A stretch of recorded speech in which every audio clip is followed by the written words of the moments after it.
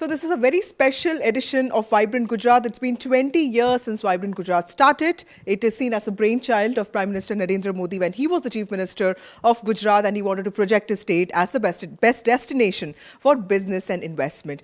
With me, I have Mr. Rahul Gupta, who is the Managing Director of Gujarat Industrial Development Corporation. And in some ways, he plays one of the most important parts in ensuring that Vibrant Gujarat meets its targets. Mr. Gupta, thank you so much for speaking to NDTV. Tell us what is so special about Vibrant Gujarat this time. So as you would be aware that this is the 10th edition of Vibrant Gujarat Global Summit that Gujarat would be organizing. And this assumes a lot of importance because it will be the first Vibrant Gujarat Global Summit which is being organized in the Amrit Kal. So the theme for this year's or this editions of Vibrant Gujarat Global Summit is Gateway to the Future. So during this summit, we would basically be focusing upon the futuristic technologies, the futuristic infrastructure projects, the issues of sustainability, and there'll be a lot of focus apart from the traditional sectors on the emerging sectors which are coming up. And when I say emerging sectors, we mean the semiconductors, the e-mobility, the entire ecosystem around the green hydrogen, the space-related manufacturing, the aircraft-related manufacturing, and such other sectors. Right.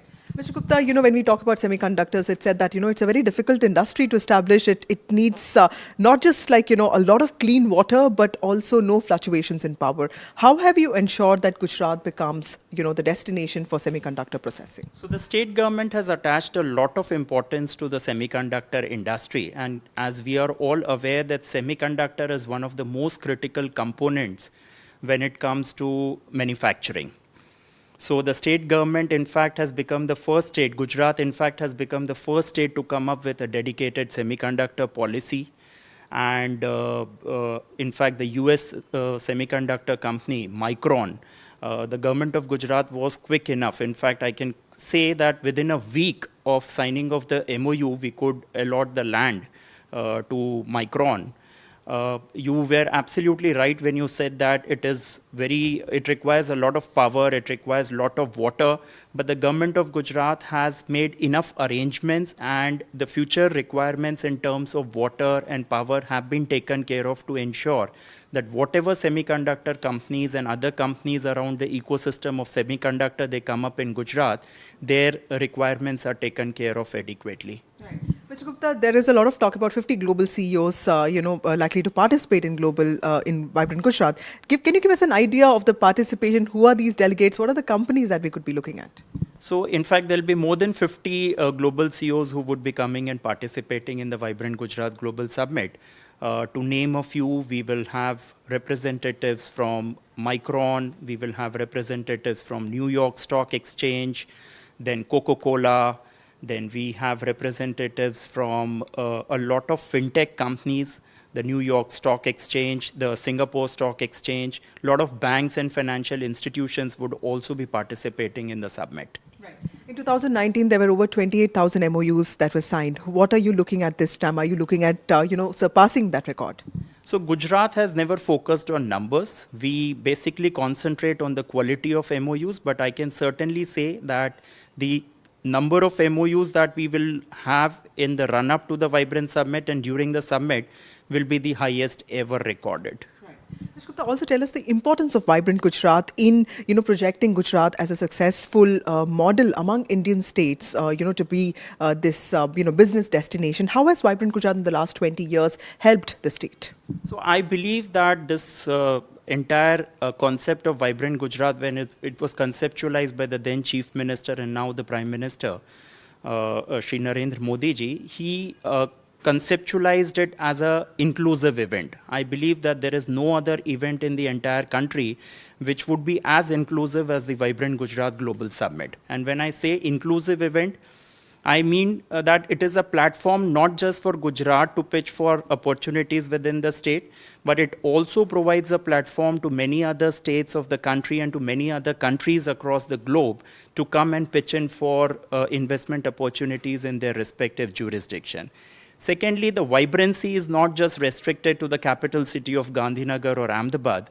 I mean, we have ensured that the vibrancy percolates down to each and every district of the state.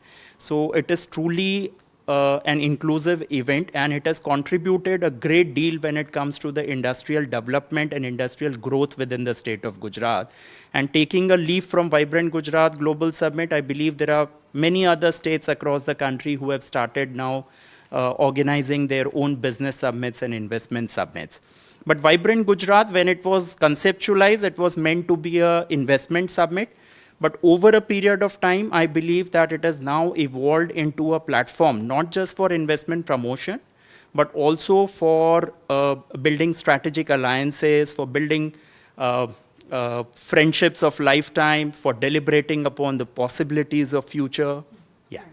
Mr. Gupta, there is this focus on futuristic technology. Even when Gift City was conceptualized, a lot of us thought that this may not even be possible, but today it's up and running. So tell us this, importance of focus on futuristic technologies. And today, Vibrant Gujarat is talking about not just e-mobility, but, green energy, green hydrogen, green ammonia. Tell us about this particular vision.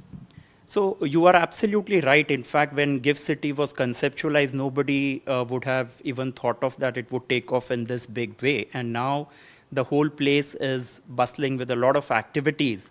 It is India's first and only international fintech city. Likewise, you spoke about the green hydrogen and the ecosystem. So the state government again has attached a lot of importance to this green hydrogen thing. Green hydrogen and its entire ecosystem, in fact, has been identified as a thrust sector in the state's industrial policy. The state has become as one of the only state in the entire country to have come up with a dedicated land allotment policy for green hydrogen projects. Likewise, a lot of emphasis is being laid on EV batteries and e-mobility. Again, they have been identified as thrust sectors within our industrial policy, entitling them for incremental incentives over other sectors. So the government of Gujarat has been really attaching a lot of importance on these new emerging sectors. Right. So my last question, a question that everyone has been asking, is Tesla coming to Vibrant Gujarat? Because there's a lot of talk about e-mobility. Not that I am aware of that Tesla is participating in the Vibrant Gujarat Global Summit. Yes, but I would certainly like to point out that given the industrial landscape of Gujarat, given its proactive approach, given its policy interventions, given the robust infrastructure and the business ecosystem that is available in Gujarat, I strongly believe that Gujarat remains the most preferred investment destination and an obvious choice for players in the EV sector. So if Tesla decides to come to Gujarat, Gujarat would be more than happy to welcome them. Right. Thank you, Mr. Gupta, for speaking to NDTV. So that was Mr. Rahul Gupta, MD of Gujarat Industrial Development Corporation, making it very clear that there is a unique character to Vibrant Gujarat Global Summit. It's not just about bringing stakeholders and business leaders together, but also making some very useful interventions in policy. For NDTV, this is Vasudha Venugopal with camera person Ashok Mahale.